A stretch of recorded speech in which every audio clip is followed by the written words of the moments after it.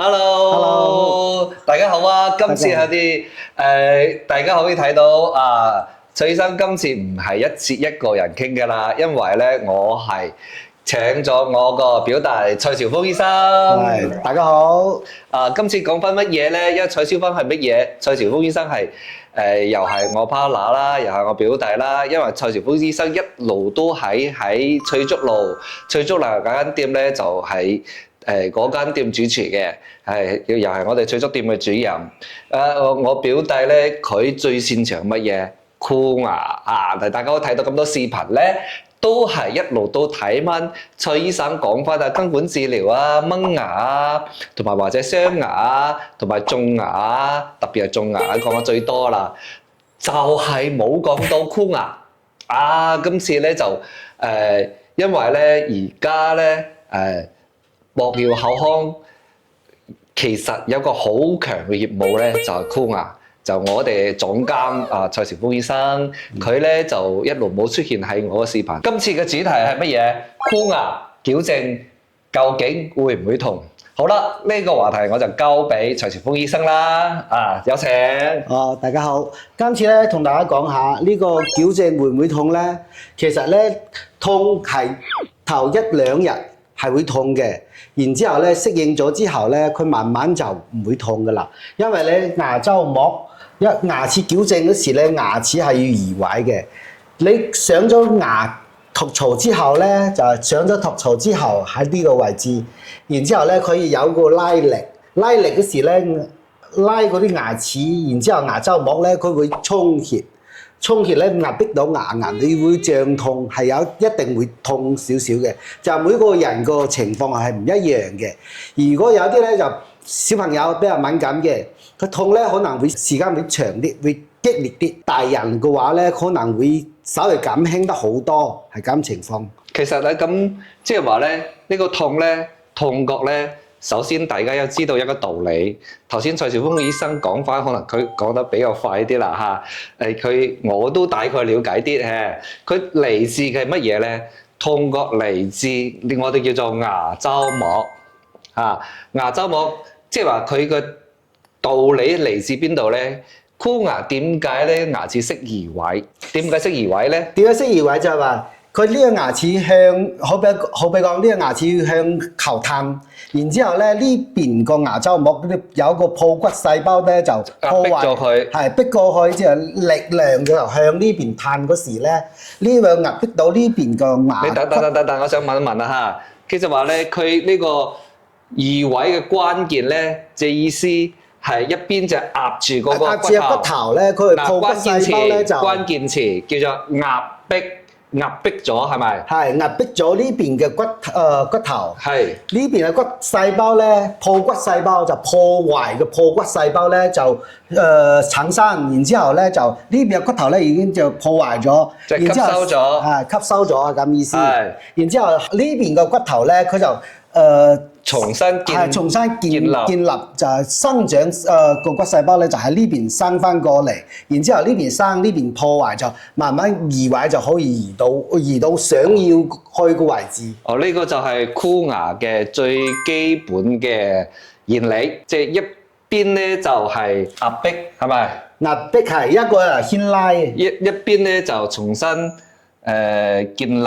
呢邊嘅壓迫就係破骨細胞，破骨細胞現成。佢呢個就係最基本嘅道理啦。咁呢個又講翻呢個究竟會唔會痛？咁痛咧，其實係咪亦都可以有輕啲或者係好重啲㗎？有輕啲就係話你上公司時咧，我哋咧會啱開始俾你嘅適應時間，就係去用個絲咧就好細好微嗰種好幼嘅絲。最細有幾大咧？最細咧係0.012個絲。哇！咁細添啊！係正常我哋要受力關榮嗰時咧係0.016到0.018嗰個絲，即係我哋可以做最幼開始。當你適應咗之後咧，我哋會慢慢加力係。即係話你初咧，你可以同醫生講，醫生好怕痛啊，我係好驚到痛㗎。咁我哋醫生可能去俾最溫柔嘅力你。係咪咁講？不過咧就呢個溫柔嘅力咧就時間就一定要延長。係長啲，你冇急。你冇急，係你冇慢慢嚟急嘅話咧嘅。箍牙都係冇得急嘅係，箍牙嘅時間都要成2-3年時間有啲。係，即係睇嗰個箍牙成個箍牙嘅療程咧，就要睇你嘅複雜程度啦，同埋年紀。年紀係係同年紀都有關嘅，所以咧，我今次第一集嘅話題咧就講痛唔痛啦。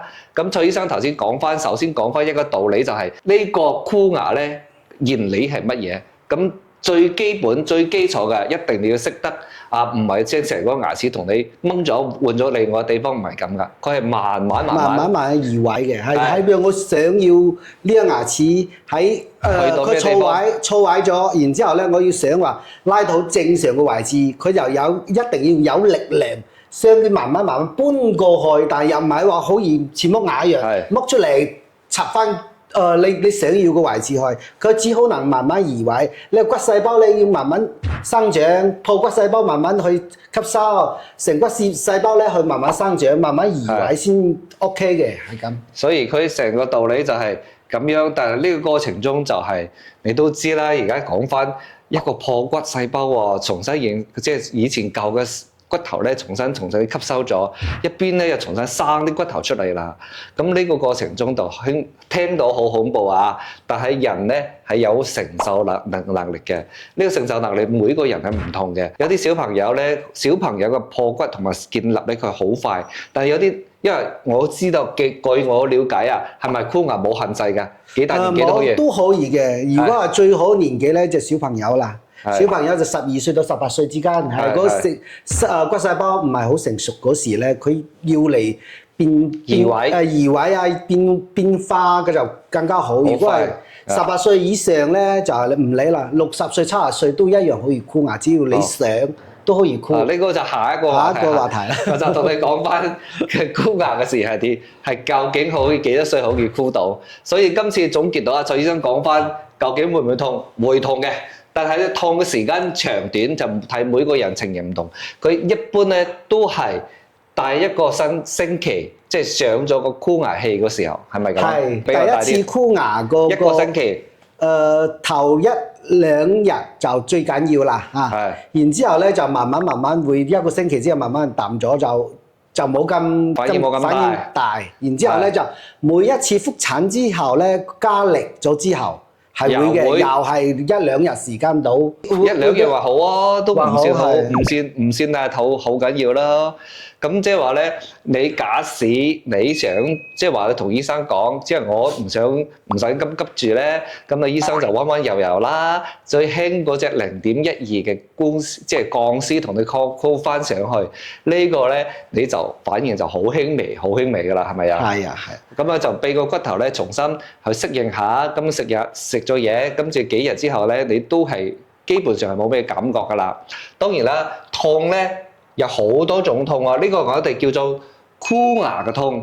其實咧仲有時咧嗰個黏膜、牙肉、牙周嘅問題，唔係即係有時咧，因為你而家好多用翻傳統嘅，有啲鐵絲啊嘛，鐵絲會棘到牙肉啊嘛，係咪係咪每個嗰個托槽啊？大家知道箍牙要托槽啊嘛，個托槽係咪全部都棘住都會痛啊？棘住啊！有啲咧，因為佢有呢個托槽有4毫米個厚度，然之後咧箍到棘住嗰個牙肉咧，剛開始係會些少嘅。如果係你棘住唔習慣係會嘅。最好就用翻嗰個護蠟，嗰個吉到你牙齦個唔舒服，可以先讓你唔會吉到咁緊要，咁辛苦。同埋咧，有時鋼絲移位時，鋼絲向後褪嘅時候咧，太齊嗰時咧，佢會慢慢伸長咗，係都棘到牙肉，棘到牙肉，你都就要過嚟剪或者係話要護蠟咧，護住唔好吉到你自己牙肉。